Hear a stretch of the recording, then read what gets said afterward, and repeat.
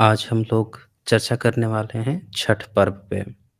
आप सभी जानते हैं कि ये एक क्षेत्रीय पर्व है, विशेषकर बिहार में और यूपी के जो पूर्वांचल हिस्सा है, यानी कि जो पूर्वी जो उत्तर प्रदेश कहा जाता है, उसमें बहुत धूमधाम से मनाई जाती है। धीरे-धीरे ये पूरे भारत में फैल गया है और अब कई सारे स्टेट हैं, जैसे दिल्ली है, वो तो छुट्टी दे रहा है। महाराष्ट्र में भी ऐसी बातें आ रही हैं। क्योंकि बिहार के लोग पूरे भारत में फैल गए हैं और वो शुरू से ही हर प्रदेश में जाते हैं, चाहे वो मज़दूर के लेवल पे जाएँ या फिर आईएएस, पीसीएस या कोई अधिकारी बन के जाएँ। लेकिन वो चाहे नौकरी की तलाश में हर पूरे भारत में फैले हुए हैं। तो ये पर्व भी वहाँ पे फैला हुआ है। पर ऐसा नहीं है कि सिर्फ़ ये भारत में है। आप यूएसए में चले जाएँ, वहाँ पे भी आप देखेंगे कि कई नदियाँ जो हैं, उनके नीचे आपको छठ वाले जो स्तूप बनाए जाते हैं, वो मिल जाएँगे।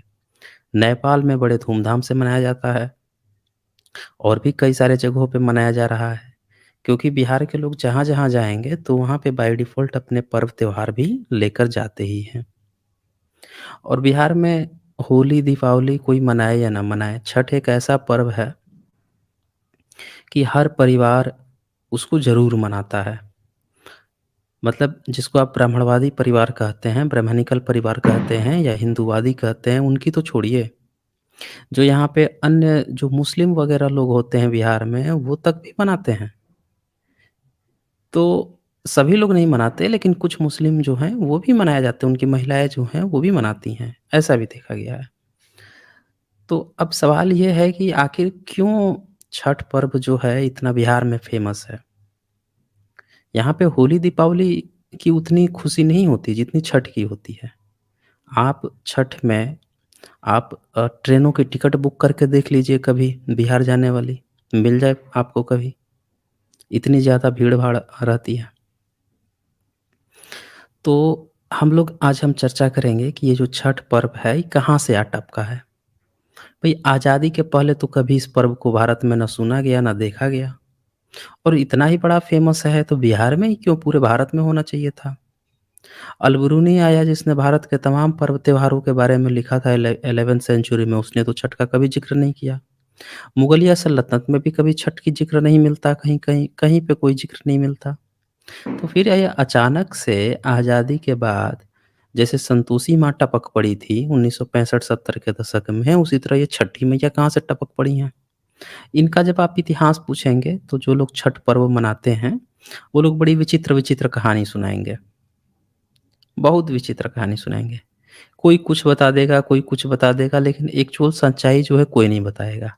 और सबसे ज़्यादा जो कहानी बताने वाले लोग होंगे, उनकी कहानी क्या होगी कि अगर आप छठ पर्व नहीं मनाते हो, तो मैया जो हैं वो गुस्सा हो जाती हैं, तो आपके साथ अनिष्ट कर देंगी, विनाश कर देंगी, नष्ट कर देंगी, ये कर देंगी, वो कर देंगी। मतलब जो अंधकार का जो डर होता है, अंधकार का डर दिखा के टॉर्च बेचने वाली कहानी चलती है यहाँ पे। किसी भी छठ पर्व मनाने वाले महिला या पुरुष या परिवार से आप केवल कहानी पूछ लीजिए कि भैया ये छठी मैया की कहानी कब से शुरू हुई है? उनका ये डेट ऑफ बर्थ कब हुआ? उनका जन्म कब हुआ था? कौन-सी सदी की पैदाइश है ये? कब से ये मनाया जा रहा है? तो वो कुछ नहीं बता पाएँगे, कोई नहीं बता पाएगा। आपने देखा होगा कि यहाँ के जो पूर्व मुख्यमंत्री थे,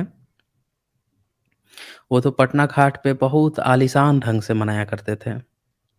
तो यहाँ पे छठ पर्व आप इससे भी अंदाज़ा लगा सकते हैं कि इसका पूरी तरह से जो सियासीकरण कहा जाता है, जो सत्ता जिसमें इन्वॉल्व हो जाती है, वो लोग भी खूब धूमधाम से मनाते हैं। लेकिन कहानी किसी को नहीं पता है, सच्चाई क्या है इसकी? तो आज हम इसकी सच्चाई थोड़ी जानने की कोशिश करेंगे। हम इस पर्व त्योहार का पूरा निरीक्षण करेंगे, क्या-क्या चीज़ें इसमें होता है और फिर कहीं न कहीं जो सच्चाई होगा इसमें छुपा-दबा वो सामने आ ही जाएगा। उससे पहले मैं आप सभी से ये कहूँगा कि इस वीडियो को ज़्यादा से ज़्यादा शेयर कर दीजिए, ताकि सभी लोगों को सच्चाई पता चल सके। पर्व त्योहारों की सच्चाई जब तक आपको नहीं पता चल पाएगी, तब तक आप जो है ना रैशनल बन पाएँगे, ना भारत का आप वास्तविक इतिहास जान पाएँगे। क्योंकि पर्व त्योहारों में इंसान जो है, जड़ के अंदर तक घुसा हुआ होता है। वो ऐसे नहीं होता है, आप किसी को थोड़ा कह दीजिए ना कि चलो आज ये कर दो, वो कर दो, ऐसे मनाते नहीं मनाएगा वो।